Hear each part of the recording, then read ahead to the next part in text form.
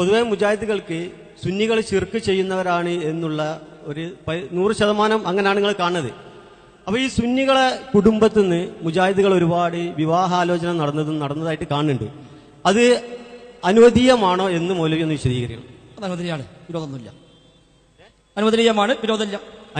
അനുവദീയമാണ് എന്നുള്ളതിനൊന്ന് വിശദീകരണം തരണം. കാരണം എന്താ വെച്ചാല് അങ്ങനെ ആവുമ്പോ ഈ സുന്നികള് ശിർക്ക് ചെയ്യുന്നവരും ബഹുദൈവ ആരാധന നടത്തുന്നവരും പിന്നെ ഖബറാരാധന നടത്തുന്നവരും ആണ് എന്ന വിശ്വാസമാണ് മുജാഹിദുകൾക്കുള്ളത്.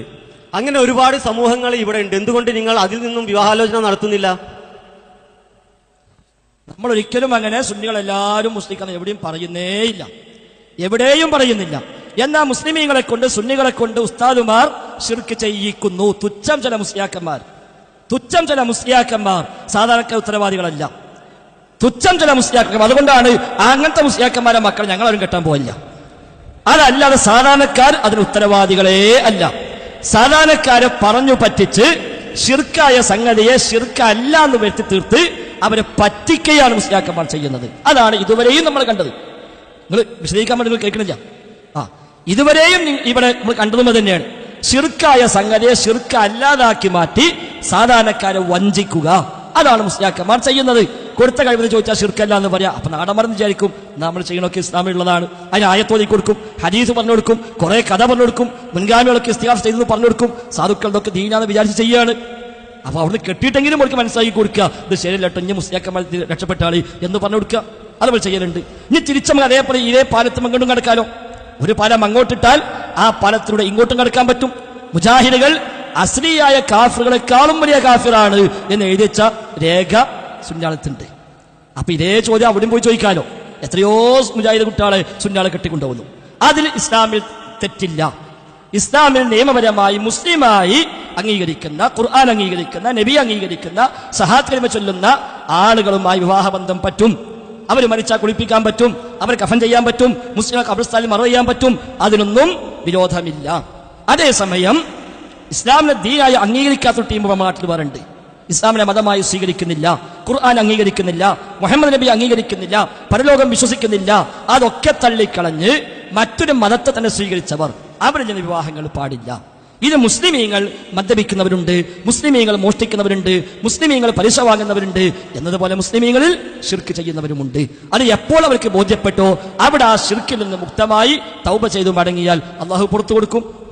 അതല്ലാത്തവരോ മറ്റു മതസ്ഥർ ശിർക്കിൽ നിന്ന് മുക്തമായി അത് ബോധ്യപ്പെട്ട് തൗബ ചെയ്തു പോന്നാൽ മാത്രം പോരാ, അവർ ശഹാദത്ത് കലിമ ചൊല്ലി ഇസ്ലാമിനെ മതമായി സ്വീകരിച്ച് ഇസ്ലാമിലേക്ക് കടന്നു വരണം. അപ്പോഴേ അത് പറ്റുള്ളൂ. അതാണ് വ്യത്യാസം. അതുകൊണ്ട് എല്ലാവരും മുസ്ലിമീങ്ങൾ തന്നെയാണ്. എന്നാൽ ആ മുസ്ലിമീങ്ങളെ പറഞ്ഞു പറ്റിച്ച് ഖുർആനിൽ ഇല്ലാത്ത ആശയം ഉണ്ടെന്ന് പഠിപ്പിച്ചു കൊടുത്ത് നബിതങ്ങൾ പഠിപ്പിക്കാത്ത ആശയം പഠിപ്പിച്ചുവെന്ന് പറഞ്ഞു പറ്റിച്ചിട്ട് അവരെ കൊണ്ട് ശിർക്കുകൾ ചെയ്യിക്കുന്നു. ശിർക്ക് മാത്രമല്ല, ബിദ്അത്ത് ചെയ്യിക്കുന്നു, അന്ധവിശ്വാസം ചെയ്യിക്കുന്നു, കള്ളക്കഥകൾ അവരെ കൊണ്ട് വിശ്വസിപ്പിക്കുന്നു. അദ്ദേഹം വിശദീകരിക്കാൻ പറഞ്ഞാണ്. ഞാൻ ഒറ്റ വാക്കിൽ പറഞ്ഞാൽ അപ്പൊ അദ്ദേഹം വിശദീകരിക്കണം എന്നല്ലോ, അതുകൊണ്ട് വിശദീകരിക്കുന്നത്. അതേപോലെ നബിയുടെ അല്ലാത്ത മുടി കൊണ്ടുവന്നിട്ട് നബിന്റെ മുടിയാന്ന് പറയാം, പറ്റിക്കലാണ്. അല്ലാത്ത പൊടി കൊണ്ടുവരാ, ഇത് നബിന്റെ പൊടിയാന്ന് പറയാം, പറ്റിക്കലാണ്. കുപ്പായം കൊണ്ടുവരാ, ഖാലിദ് ബിൻ കുപ്പായ എന്ന് പറയാ, പറ്റിക്കലാണ്. ജാറുണ്ടാക്കുക, അവിടെ പോയി പാർട്ടിക്കൽ എന്ന് പറയാ, പറ്റിക്കലാണ്. ഇങ്ങനെ ഒരുപാട് വിഷയത്തിൽ മുസ്ലിയാക്കന്മാർ സമൂഹത്തെ പറ്റിക്കുന്നുണ്ട്. പച്ചയായ ശിർക്ക് ചെയ്യിക്കുന്നുണ്ട്, ബിദ്അത്ത് ചെയ്യിക്കുന്നുണ്ട്, അന്ധവിശ്വാസം ചെയ്യിക്കുന്നുണ്ട്. അവിടെയൊക്കെ അവസാനത്തെ ചോദ്യം എന്ത്? കെട്ടാൻ പറ്റോ, തുടരാൻ പറ്റോ, തിന്നാൻ പറ്റോ? കെട്ടുണ്ടാക്കുന്നാലും നിങ്ങൾ ശിർക്ക് നിർത്തി കാണി. ശിർക്ക് നിർത്തിയതാ വേണ്ടത്. കെട്ടലും പിരിക്കലും നല്ല വലിയ വിഷയം. ജീവിതത്തിൽ പെണ്ണിട്ടില്ലെങ്കിലും ഒരുത്തം നരകത്ത് പോകുന്നില്ല.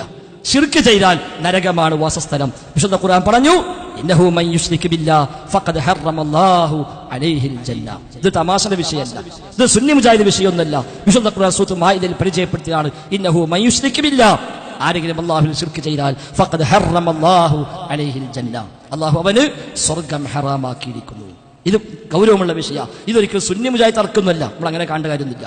വളരെ ഗൗരവം, നമ്മളെ പരലോകം നഷ്ടപ്പെടുന്ന വിഷയമാണ്. അങ്ങേറ്റം വഴികേടാണ് സൂറത്തുൽ നിസായിൽ അല്ലാഹു തആല പരിചയപ്പെടുത്തി. നരകം നിർബന്ധമാണ് സൂറത്തുൽ മാഇദയിൽ അല്ലാഹു തആല പരിചയപ്പെടുത്തി. എല്ലാ അമലും പൊളിഞ്ഞു പോകും സൂറത്തുൽ സുമറിൽ 65-ാമത്തെ ആയത്തിൽ അല്ലാഹു തആല പരിചയപ്പെടുത്തി. സൂറത്തുൽ അൻആമിൽ 88-ാമത്തെ ആയത്തിലും പരിചയപ്പെടുത്തി. ശിർക്ക് ചെയ്താൽ അമല് പൊളിയും. അതാരോടാ പറഞ്ഞത്? മുസ്ലിമീങ്ങളോടാണ്. മുസ്ലിമീങ്ങളോടാ പറഞ്ഞത്, ലൈൻ അശ്റക്ത ലയഹ്ബതന അമലുക. ശിർക്ക് ചെയ്താൽ എല്ലാ അമലും പൊളിഞ്ഞു പോകും. സ്വീകരിക്കപ്പെട്ട അമലാർക്കാണുള്ളത്? മുസ്ലിമീങ്ങൾക്കാണ്. നബിയോടാ പറഞ്ഞത്, നബിയെ താങ്കളാണെങ്കിൽ പോലും ശിർക്ക് ചെയ്ത അമല് പൊളിയും നബി ശിർക്ക് ചെയ്യില്ല, നബി പാപ സുരക്ഷിതനാണ്, മഅ്സൂമാണ് എന്നിട്ട് പോലും പറയുന്നു. അതുകൊണ്ട് തന്നെ ഇത് ഗൗരവമുള്ള വിഷയമാണ്. കേവലം ഒരു തമാശക്കും പറയാനും ജയിക്കാനും ഒന്നുമുള്ള വിഷയമായി കാണേണ്ടതല്ല. നമ്മുടെ നരക സ്വർഗത്തിന്റെ വിഷയമാണ്. അത് ഉൾക്കൊണ്ടുകൊണ്ട് മുന്നോട്ട് പോകണം എന്നാണ് സൂചിപ്പിക്കാനുള്ളത്. ഇൻഷാ അല്ലാഹ്